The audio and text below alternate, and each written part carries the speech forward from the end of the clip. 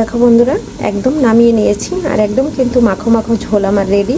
আর খেতে কিন্তু বন্ধুরা খুব সুন্দর হয়েছিল। আমি কিন্তু একটু খেয়ে নিয়েছি, তারপরে কিন্তু ভয়েসটা দিচ্ছি। স্বাদে ছিল অতুলনীয়। নিজে রান্নলে নিজের প্রশংসা করতে হয়, কারণ আমার তার খাওয়ার লোক নাই যে টেস্ট করে দিবে, তাই আমি নিজেই খেয়ে ভয়েসটা দিয়ে দিয়েছি। বন্ধুরা, ভিডিওটা একটু স্কিপ করবে না, পুরো ভিডিওটা দেখে নেবে বন্ধুরা, প্লিজ অনুরোধ রইল। আর সাথে দিয়ে দেবে একটা লাইক। নমস্কার বন্ধুরা, সবাই কেমন আছো? আমি পাপড়ি কিচেন অ্যান্ড ব্লগ থেকে চলে আসলাম নতুন একটা রেসিপি নিয়ে। আশা করি সবাই এই রেসিপিটা ভালো লেগে যাবে। আর এখানে নিয়ে নিচ্ছি সাগরের রয়না মাছ, আর অনেকে বলে মিনি মাছ। এটা কিন্তু সাগরেরটা, যেটা হইলো আমাদের মানে খালে বিলে পাওয়া যায় সেটা কিন্তু না, এটা কিন্তু সাগরের রয়না মাছ। আর খেতে কিন্তু ভীষণ ভালো লাগে বন্ধুরা। এই মাছটা যদি কেউ না খেয়ে থাকো, এই সাগরের মাছটা খুবই ভালো লাগে খেতে। আমি কিন্তু অনেকবার খেয়েছি, তারপরে কিন্তু আজকে তোমাদের সাথে এটা শেয়ার করতেছি। খুবই ভালো লাগে। এখানে একটু লবণ দিয়ে দিচ্ছি, আর দিয়ে দেব হলুদ আর মরিচ দিয়ে আমি সুন্দর করে ভেজে নেব। সামান্য একটু মরিচ দিয়ে দিচ্ছি, আর পরিমাণ মতন হলুদ দিয়ে দিচ্ছি। হলুদের পরিমাণটা একটু বেশি দিয়েছি। এখন আমি মাছটা সুন্দর করে মেখে নিচ্ছি। মেখে নিয়ে তারপরে কিন্তু এটা আমি কড়া করে ভেজে নেব। আর সাগরের মাছটা বন্ধুরা সবসময়ের জন্য ভেজে রান্না করলে খেতে ভালো লাগে। দেখো বন্ধুরা, আমার ফ্রাই প্যানের তেল কিন্তু একদম গরম হয়ে গেছে। আর এখানে আমি মাছটা সুন্দর করে ভেজে নিচ্ছি। মাছটা কিন্তু বন্ধুরা আমি মাখা মাখা টাইপের রান্না করব। এখানে ফুলকপি ভেজে নেব মাছের সাথে, আর দিব একটু ফুলকপিটা একটু হলুদ দিয়ে দিচ্ছি। আর এখন একটু লবণ দিয়ে এটাও একটু মেখে সুন্দর করে মাছের মতো ভেজে নেব। লবণটা দিয়ে দিচ্ছি, আর এখন আমি এটা সুন্দর করে মেখে নিচ্ছি একটু হাত দিয়ে। মেখে নিয়ে তারপরে মাছটা ভাজা হইলে ওই তেলের ভিতরেই আমি কপিটা সুন্দর করে ভেজে নেব। মাছটার একটা পাশ ভাজা হয়ে গেছে, এখন আমি উল্টে দিচ্ছি।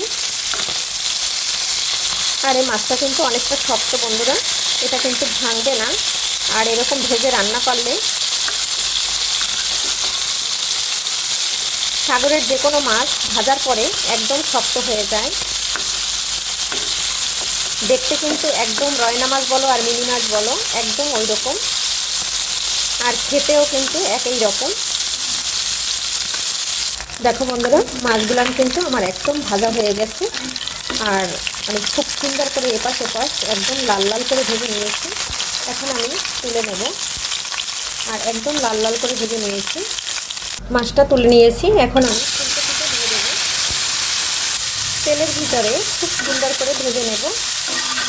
তারপরে কিন্তু আমি মশলা কষিয়ে একটু মাখা মাখা করব ফুলকপি দিয়ে মাছটা।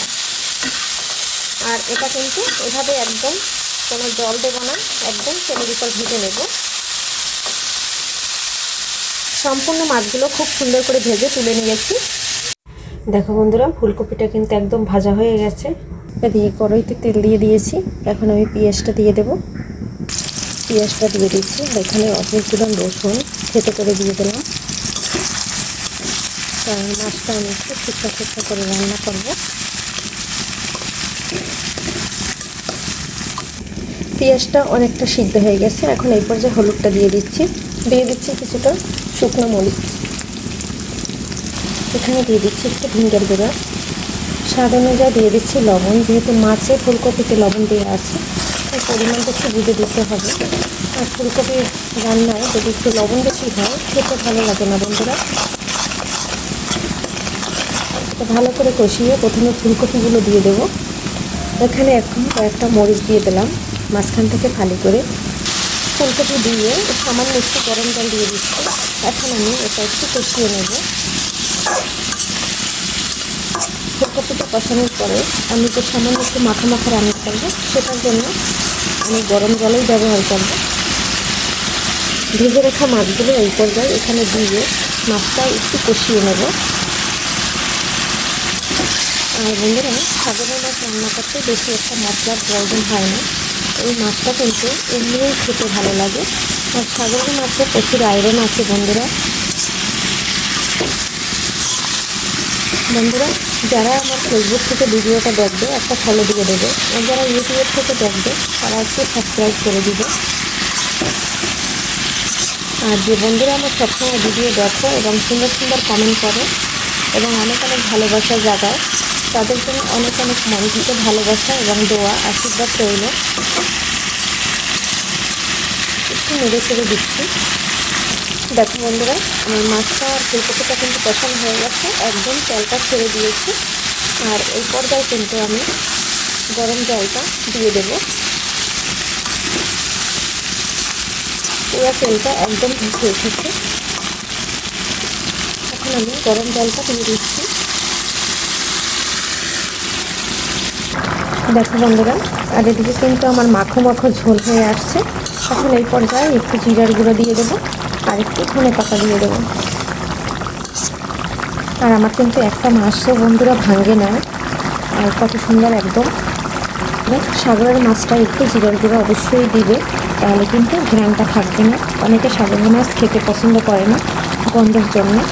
আর বন্ধুরা, আমার ভিডিও যদি কোনো অংশ ভালো লেগে যায়, অবশ্যই বন্ধুরা একটা লাইক দিয়ে প্লিজ বন্ধুরা ভিডিওটা দেখে নেবে।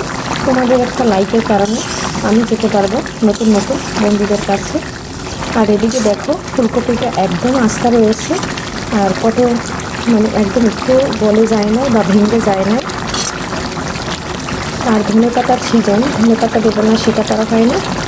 এটা হলো আমার ঝালমা দিদিদের কথা, কারণ ধনে পাতা দিলে সব কিছুতে কিন্তু আমার কাছে টেস্ট এবং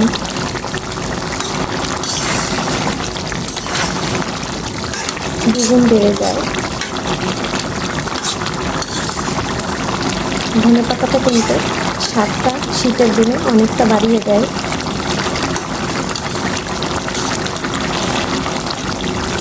আর এখন কিন্তু আমি একটু নেড়ে চেড়ে দিচ্ছি। দেখো বন্ধুরা, রান্নাটা কিন্তু আমার শেষ হয়ে গেছে, আর একদম মাখমাখ হয়ে গেছে ঝোল। এখন কিন্তু আমি নামিয়ে নেওয়ার পালা।